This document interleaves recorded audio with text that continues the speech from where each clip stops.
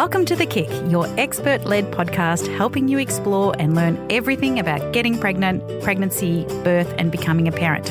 On the podcast and our online pregnancy program, Grow My Baby, we share my experience of helping more than 4,000 babies to be born. And our experience of running a women's health clinic and parenting 4 boys. We're here to help everyone to feel empowered in pregnancy and birth with real-life practical information.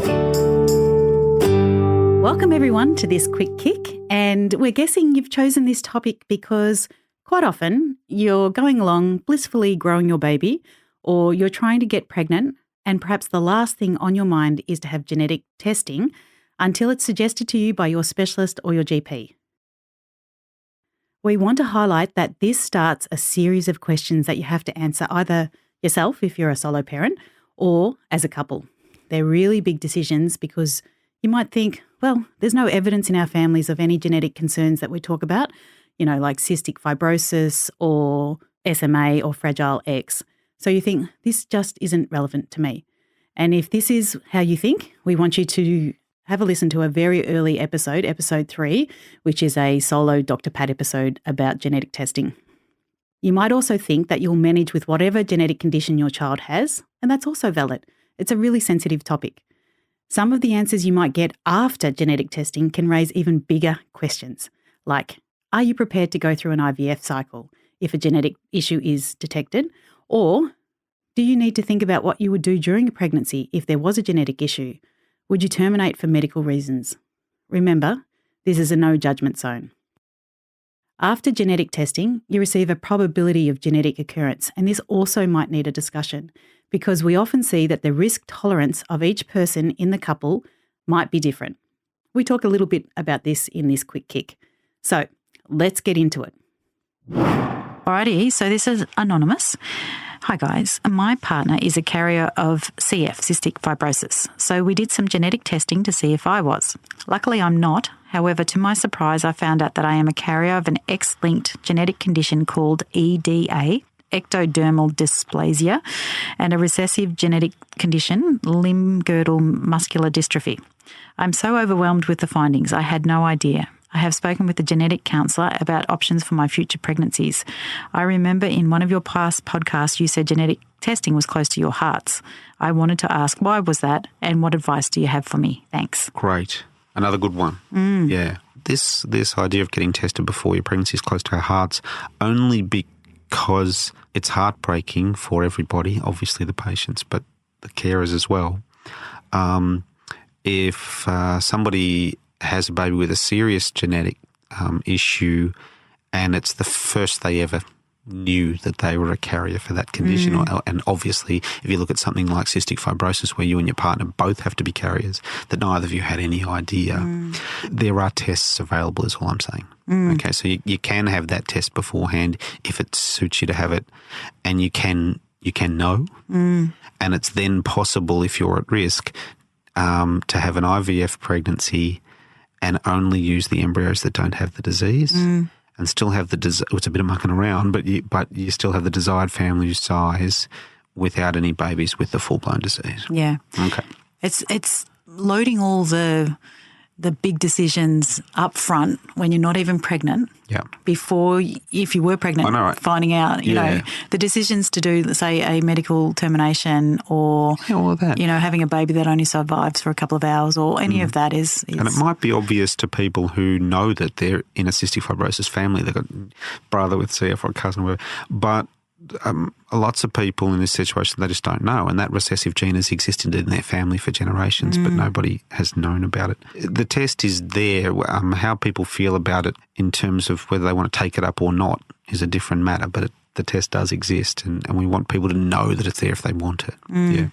So what's happened in the caller's case is that she's had a broader test that's tested her not only for those big 3, so Fragile X, spinal muscular atrophy, and cystic fibrosis, but a broader test that's tested her for a whole bunch of other genetic conditions as well. And this is good, but there is such a thing as too much information. Yeah. I mean, we might be all carrying. We would, yeah. So if we all got screened in a broad enough test, we would find out that we were carriers for all sorts of diseases that you'd never heard of. And they might be things that the chances of you ever have an actual baby with that actual disease are minuscule. Okay? Now, this is where genetic counsellors come in.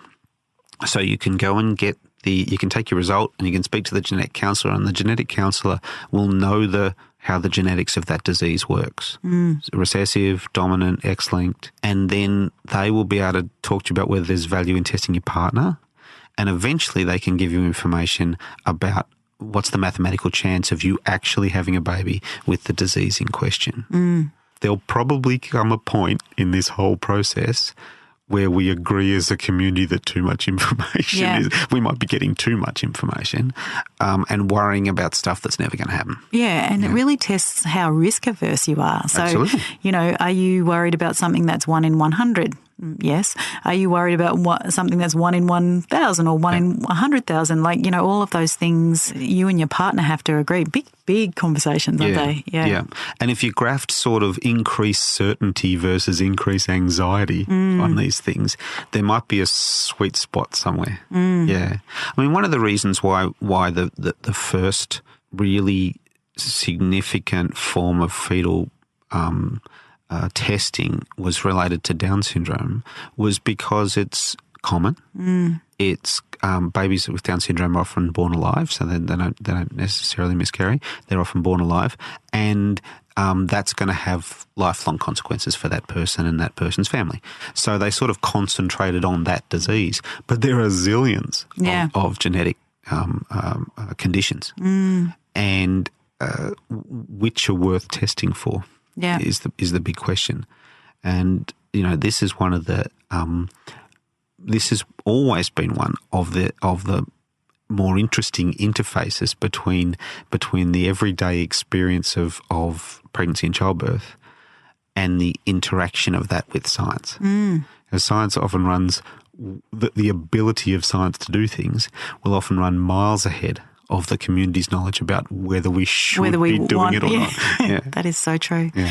I want to touch on what you said about your genetic counsellor could tell you whether, you need to go on to IVF or something like that. And something that you've said so many times, I just want to reiterate it, is that if you've got no other fertility issues, the IVF journey is usually easier, better, faster. Yeah, that's right. People think, oh, God, what if my IVF doesn't work? But if you're not infertile and you're using IVF for a reason like to get around a genetic disease, then it almost always works. First cycle nearly. Oh, well, maybe because you're not being held back by whatever was making you infertile in the first place. Yeah. If you look at overall IVF success rates, the live-born baby rate is being dragged down by the fact that these are people with a problem. So lots of people have severe endometriosis, and lots of people are a bit old, and so that drags the success rate down. But if everyone having IVF was 21 years old and was just doing it to make sure they didn't have a baby with cystic fibrosis, then the IVF success rates would be extremely 100%. Almost.